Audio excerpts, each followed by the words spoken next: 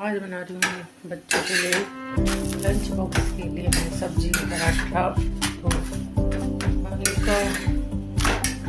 आज मैंने बनाई है गोभी आलू की सब्जी। ये देखिए बिल्कुल हलवाई स्टाइल खिली खिली सब्जी बनी है। इसी तरह की सब्जी बच्चों को पसंद आती है। तो आज के लंच बॉक्स भी मैंने रेडी कर दिया है। बच्चों को स्कूल भेजने के बाद ही मेरा पूजा करने का टाइम मुझे मिलता है।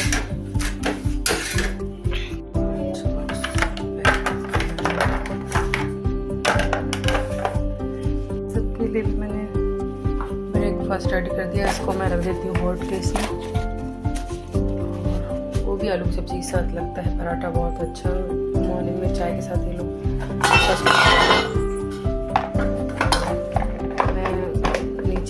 पापा और का ब्रेकफास्ट दे आती हूँ। जब भी आप पराठे को बंद करें तो ऊपर से इस तरह से जो पेपर वाला फॉइल पेपर, हमारा ये रैपिंग का पेपर होता है, पेपर फॉइल, इसको इस तरह से कवर कर देंगे तो हमारा पराठा गीला नहीं होगा। तो ये लिए आपको होम मेकिंग टिप्स दे रही हूँ। और ये सब्जी भी रेडी है। तो ये दोनों चीज़ें हम नीचे दे आएंगे। लेके आ गई हूँ और उसको मैंने डाइनिंग टेबल पर रख दिया है। सबका ब्रेकफास्ट। इधर मैंने दूध का बर्तन भी रेडी करके रख दिया है। जैसे दूध वाला आएगा तो दूध लेने के लिए किचन का कचरा डाल देती हूँ डस्टबिन में। और अब मैं जा रही हूँ फूल लेने हर श्रृंगार के। जिसमें कुछ बेल पत्र के पत्ते भी तोड़े हैं मैंने, फूल भी तोड़े हैं। और अब आ गई हूँ यहाँ पर हर श्रृंगार के फूल लेने के लिए, क्योंकि आज है देवउठनी एकादशी। आज के दिन हर श्रृंगार के फूल बहुत प्रिय होते हैं विष्णु भगवान को भी। और आज उन पर बेलपत्र के पत्ते चढ़ाने का बहुत ज़्यादा महत्व होता है। तो इसलिए मैंने सोचा क्यों ना आज बेलपत्र और हर श्रृंगार के फूल चढ़ाए जाएं। तुलसी माता और विष्णु सभी को करा देती हूँ मैं सूर्य के दर्शन। ये देखिए पेड़ के पीछे से दिखाई दे रहे हैं सूरज महाराज। हर श्रृंगार के फूल भी कलेक्ट कर लिए हैं और बेलपत्ते। और हर श्रृंगार का पेड़ कितने फूलों से लदा हुआ है, ये देखिए, आप देख सकते हैं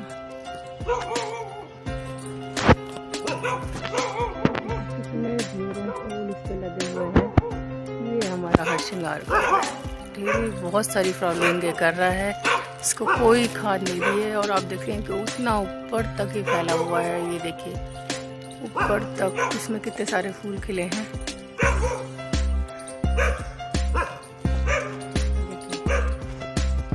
ये हमारा प्यारा सा हर श्रृंगार का पेड़। कैसा लगा कमेंट में ज़रूर बताइएगा। और बस मैं करूँगी पूजा। मेरी किचन की क्लीनिंग हो चुकी है। मॉर्निंग का बच्चों का लंच बॉक्स और सबका ब्रेकफास्ट में देकर आ गई। फिर उसके बाद मैंने की अपने ऊपर साफ़ सफाई और मैंने पूजा की तैयारी कर ली है। तुलसी पूजन और पूजा की तैयारी, पूजा करूँगी मैं। और ये मैंने आज ये वाली साड़ी पहनने वाली हूँ।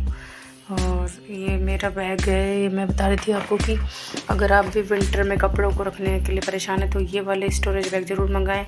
इसमें मेरे सारे वूलन के कपड़े एक साथ आ जाते हैं।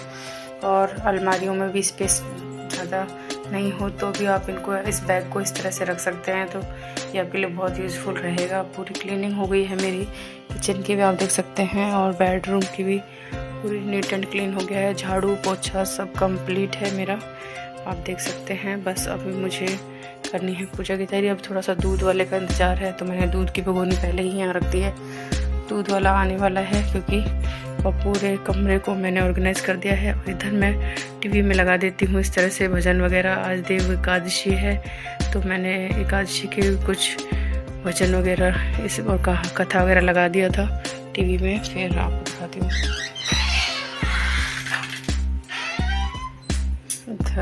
मेरा इधर से भी मैंने पूरा क्लीनिंग कर दी है। यहाँ पर आज मैंने इस जगह को, वैसे तो मैं डेली ही सफाई करती हूँ, लेकिन आज मैंने और तुलसी गमलों को थोड़ा आगे खिसका दिया है। तो इससे इनको धूप भी मिल जाएगी। और थोड़ा सा इसके पीछे जो दीवार के सहारे, क्योंकि तुलसी के प्लांट को जो हम रखते हैं ना उसके चारों तरफ से हवा लगनी चाहिए। और ये मैंने 5 तुलसी के प्लांट रखे हैं। इसका मैं पूजन करूँगी और परिक्रमा लगाऊंगी, इसलिए मैंने इसके पीछे भी गैप दे दिया है, थोड़ा स्पेस रख दिया है। तो इस तरह से ये मैंने आज तैयारियां की हैं अपने तुलसी पूजन के लिए, और पूरी साफ़ सफाई होने के बाद बारी आती है अब मुझे कपड़े वॉश करना है। तो देखिए मैंने कपड़ों को भिगो कर रख दिया, बस इनको मैं वॉश करूँगी और तो एक बार फिर उसके बाद मैं नहा कर साड़ी चेंज करूँगी। मैंने ढेर सारे फूल कलेक्ट कर लिए हैं, थाली लगा ली है। ये दीपक मैंने विष्णु भगवान के लिए बनाया है। तुलसी की 7 लकड़ियों को कलावे से लपेट कर और उसमें रुई लगाकर इस तरह घी का दीपक विष्णु भगवान के आगे आज जलाया जाता है। एकादशी के दिन और त्रयोदशी के दिन भी जलाया जाता है। और ये घी का दीपक जलेगा तुलसी माता के आगे। और इधर मैंने ये कलावे में माला तैयार की है। हर श्रृंगार के फूल हैं इसमें, सभी तरह के फूल और बेलपत्र दूब मैंने इसमें ऐड किए हैं। तो ये माला मैं तुलसी माता और सालिग्राम को पहनाऊंगी। और कलावा रोली सभी मैंने सामग्री रख ली हैं पूजा के लिए। और ये है धूप बत्ती, और ये धूप मैंने गणेश जी के लिए रखी है, ये जो मैं अपने मंदिर में पूजन करती हूँ। तो इस तरह से सभी पूजन सामग्री मैंने कलेक्ट कर ली हैं। तो आज है तुलसी विवाह, तो मैं इसलिए आज तुलसी का पूजन करूँगी। गाइस कैसे हैं आप सब? आज आप सभी को देवउठनी एकादशी की हार्दिक शुभकामनाएं, तुलसी विवाह की हार्दिक शुभकामनाएं। तो आज हम करेंगे तुलसी विवाह। तो तुलसी का पूजन तो मैं मम्मी जी के साथ शाम को करूँगी, और अभी मैं डेली की पूजा कर रही हूँ। और आज का लुक है मेरी, ये देखिए येलो साड़ी और इसके साथ मल्टी कलर का ब्लाउज। तो ये आपको कैसा लगा मुझे कमेंट में ज़रूर बताइएगा। और अब मैं जा रही हूँ पूजा करने, और आज मैंने मॉर्निंग से क्या क्या काम किया तो मेरे इस ब्लॉग में बने रहिएगा, तो देखिएगा। और मैं कुछ विशेष बातें बताऊँगी आपको इस पूजा से संबंधित, और इसकी तुलसी विवाह की कथा और एकादशी व्रत की कथा के बारे में भी आपको बताऊँगी। मैं आपको बताने जा रही हूँ कि देवउठनी 11 एकादशी से क्यों बोला जाता है, और तुलसी पूजन के पीछे क्या कथा है, जो सालिग्राम और तुलसी का विवाह होता है। तो होता क्या है कि एक बार क्या होता है, लक्ष्मी जी पैर दबाते दबाते विष्णु जी से कहती हैं कि आप या तो दिन रात जागते रहते हैं या फिर एकदम से बहुत लंबी निद्रा में सो जाते हैं, इसलिए आप नियम से निद्रा लिया करें, जिससे थोड़ा मुझे भी आराम मिलेगा और देवगणों को भी आराम मिलेगा। क्योंकि वो कुछ ना कुछ करते ही रहते हैं विष्णु भगवान, उनके ऊपर पूरी धरती का इतना भार होता है। तो फिर वो मुस्कुराते हुए कहते हैं ठीक है लक्ष्मी जी, मैं समझ गया कि आपको भी विश्राम होगा, तो ऐसा करते हैं कि मैं बारिश के दिनों में 4 महीने योग निद्रा में जाऊंगा, जिसमें मेरा मतलब मेरा मन तो जागृत रहेगा, लेकिन मैं वैसे सोता हुआ वैसे मैं विश्राम करूंगा और निद्रा में रहूंगा। लेकिन मेरी जो मन की आंखें हैं वो अपने भक्तों को देख रही होगी। उस समय में जो भी भक्त मेरी सच्चे दिल से पूजा करेगा और महादेव की पूजा करेगा, तो मैं उसके घर में सदा के लिए वास करूंगा। और फिर मेरी निद्रा एक कार्तिक मास के शुक्ल पक्ष की एकादशी को खुलेगी, जिसे देवउठनी एकादशी कहते हैं। और फिर तब मैं जागृत होऊंगा और तब सभी मांगलिक कार्य संपन्न होंगे।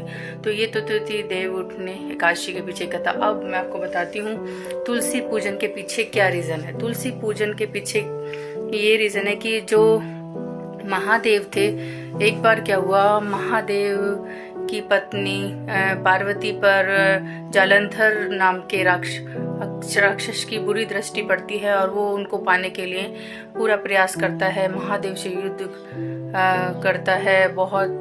तो वो जालंधर कहाँ से उत्पन्न हुआ था? वो जालंधर के उत्पन्न होने की कहानी भी यही है कि जालंधर अब महादेव के एक बार महादेव बहुत क्रोधित हुए थे, उनका ध्यान किसी ने भंग कर दिया था। तो उस क्रोध से उत्पन्न जो तेज था वो जल में जाकर गिरा, और उस जल से जालंधर जल के अंदर गिरा। तो जालंधर नाम का दैत्य और पैदा हो गया, और वो उसकी शक्तियाँ बिल्कुल महादेव के बराबर थीं, और फिर बहुत ही ज़्यादा शक्तिशाली था वो। तो वो पिछले पूर्व जन्म में वो एक बहुत ही अच्छा सुशील इंसान था, मतलब बहुत अच्छा ब्राह्मण कुल में था। लेकिन उससे कोई ऐसा पाप कर्म हो गया था जिसके पूर्व जन्म के पाप कर्म के कारण वो असुर योनि में आया, और महादेव के तेज क्रोध के तेज से उत्पन्न हुआ और जल में गिरने के बाद फिर उसके बाद तो उसको ब्रह्मा जी का आशीर्वाद था कि उसे एक बहुत ही पतिव्रता पत्नी मिलेगी, जिसके कारण वो कभी भी पराजित नहीं होगा। अगर उसका किसी ने पतिव्रत भंग कर दिया तभी वो पराजित हो सकता है। तो जो वृंदा थी, वृंदा उसका जन्म भी दैत्य कुल में हुआ था। वो भी पूर्व जन्म के किसी पाप के कारण दैत्य कुल में पैदा हुई थी। तो वृंदा का विवाह जालंधर नाम के दैत्य से कर दिया गया। और फिर उसके बाद लेकिन वो विष्णु की भक्ति में लीन रहती थी, विष्णु भगवान की बहुत भक्ति करती थी। तब तो विष्णु भगवान की भक्ति के प्रताप से उसका जो पतिव्रत था वो बहुत ही ज़्यादा शक्तिशाली था। उसके पतिव्रत के कारण और शक्तिशाली होता जा रहा था और किसी सारी सृष्टि को उसने हाहाकार मचा रखा था और उसे कोई भी हरा नहीं पाता था। तो इससे महादेव बहुत परेशान हो गए। फिर एक दिन जालंधर की दृष्टि पार्वती पर पड़ी तो वो तो पार्वती पर भी कुदृष्टि डालने लगा। तो वृंदा ने समझाया कि आप ऐसा मत कीजिए, वो खुद माया हैं, खुद महामाया हैं, उन पर दृष्टि मत डालिए, वो ये गलत है, महादेवा को भस्म कर देंगे। लेकिन उसे पता था कि महादेव कोई देवी देवता, उसको ब्रह्मा का वरदान प्राप्त था, कोई उसका कुछ नहीं बिगाड़ सकता। उसका वर्षों तक महादेव के साथ युद्ध चलता रहा, ना कोई जीता ना कोई हारा। लेकिन फिर लास्ट में उन सब ने विष्णु भगवान, जब देव उठने एकादशी आई तो विष्णु भगवान से प्रार्थना की और फिर उन्होंने विष्णु भगवान से कहा कि कोई उपाय सुझाएं, ये जालंधर को हराना बहुत मुश्किल हो रहा है। तो फिर उन्होंने कहा उसके लिए उसकी पत्नी का पतिव्रत भंग करना होगा, तभी ऐसा हो सकता है, तभी उसकी शक्तियां छीन होंगी। तो फिर एक ब्राह्मण का रूप धारण करके विष्णु भगवान वृंदा के यहाँ पहुँचते हैं और उसे समाचार देते हैं कि तुम्हारा पति युद्ध में मारा गया। तो वो ये सूचना सुनकर एकदम मूर्छित होकर के जमीन पर गिर जाती है। इतने में विष्णु भगवान अपना रूप फिर से अपने आप को जालंधर के रूप में अपने आप को परिवर्तित कर लेते हैं। तो वृंदा उसे देखकर खुश हो जाती है और कहते हैं कि लो मैं आ गया युद्ध से वापस, वो तो ऐसे ही तुम्हें किसी ने गलत सूचना दे दी होगी। तो वो अपने विष्णु भगवान के साथ वो अपने पति के जैसा व्यवहार करने लगती है, उसको अपना पति समझने लगती है, सारा उनकी सेवा में लग जाती है, सब भोजन कराना, उनके वस्त्र धोना, सब कुछ करने लगती है। तो उसका पतिव्रत भंग हो जाता है इस तरह से। और वहां पर युद्ध में जालंधर पराजित हो जाता है और जालंधर का शीश कटा हुआ शीश जो होता है वो वहां आकर गिरता है। तो एकदम से उसका वो उसको होश आता है वृंदा को, तो आप कौन है? ये मेरे पति का सर है। तो फिर वो विष्णु भगवान अपने रूप में आते हैं और वो कहते हैं कि जालंधर ने पूरी सृष्टि को में त्राहिमाम मचा रखा था, इसलिए ये आवश्यक था कि तुम्हारे पतिव्रत को भंग कर ही जालंधर का अंत किया जा सकता था। तो इससे रुष्ट होकर वृंदा बहुत पतिव्रता स्त्री थी। अगर पतिव्रता स्त्री अगर किसी को क्रोधित होकर कोई श्राप दे दे तो वो सत्य हो जाता है, अगर वो खुश होकर किसी को आशीर्वाद दे दे तो वो भी सत्य हो जाता है। तो इस तरह से तुलसी वृंदा जो थी उन्होंने विष्णु भगवान को श्राप दिया कि तुम पत्थर दिल हो, तुमने मेरे पति को हराने के लिए मेरे साथ छल किया है, तो तुम्हें मैं श्राप देती हूँ कि तुम पत्थर की मूर्त हो जाओ। तो तब वो सालेग्राम के रूप में परिवर्तित हो गए। फिर उन्होंने क्षमा मांगी तुलसी माता वृंदा से कि मैं तुम्हें से क्षमा चाहता हूँ, लेकिन ये सृष्टि को बचाने के लिए बहुत ज़रूरी था और इसलिए मैंने ऐसा किया।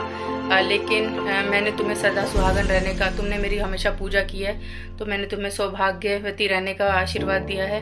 तो मैं हर देवउठनी एकादशी के दिन सभी पूरी सृष्टि में सभी लोग मेरा विवाह तुम्हारे साथ करवाएंगे। तब से ही तुलसी और सालेग्राम का विवाह की परंपरा चली और जो भी स्त्री तुलसी का पूजन करेगी, तुलसी सालेग्राम का विवाह कराएंगी, उसका सौभाग्य भी वृंदा की तरह इसी तरह से बढ़ेगा और उसके पति की दीर्घायु होगी और सुख समृद्धि और किसी भी खुशियों की अपार भरमार उसके घर में होगी। तो इस तरह से तभी से ये प्रचलन तुलसी पूजन का शुरू हुआ। तो ये थी तुलसी विवाह के पीछे की कथा।